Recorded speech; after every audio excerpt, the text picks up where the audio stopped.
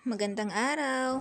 Nagluluto nga po pala kami ni Papa ng ginataang talbos ng kamuting kahoy.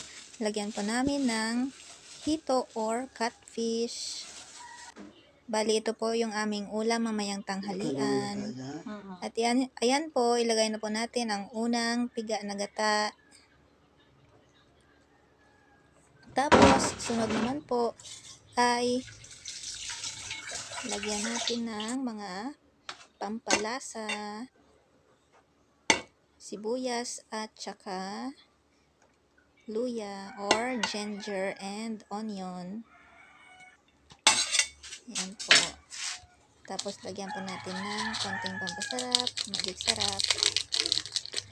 At lagyan din po natin ng asin at kaunting tubig. Pagkatapos naman yan ay nakapag-apoy na ako ng uling. Uling po pala ang gagamitin natin sa pagluluto. Mas masarap po kasi yung luto sa uling. Ayan po. Bali, mabilis lang po ito maluto. Mga 10 minuto lang, pakuluin muna natin. Nilagyan din siya ni Papa ng tanglad or lemongrass para mas mabango ang ating ulam mamaya.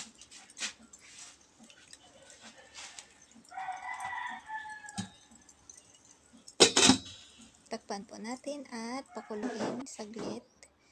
Yan po pala yung ating unang piga na gata.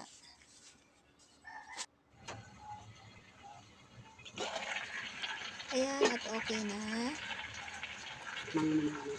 Tikman lang po natin kung tama na po ba ang lasa. At ilagay na natin yung unang piga na gata. Antayin lang natin 5 to 10 minutes. Ay okay na yan.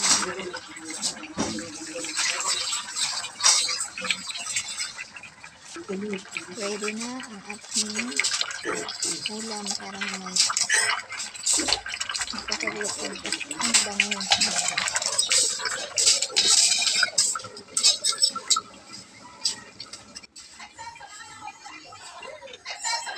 At pagkatapos ng 10 minuto, ito na po ang ating ulam. Kain po tayo, guys. Maraming salamat sa inyong panonood. Good morning, good afternoon, and good evening, everyone.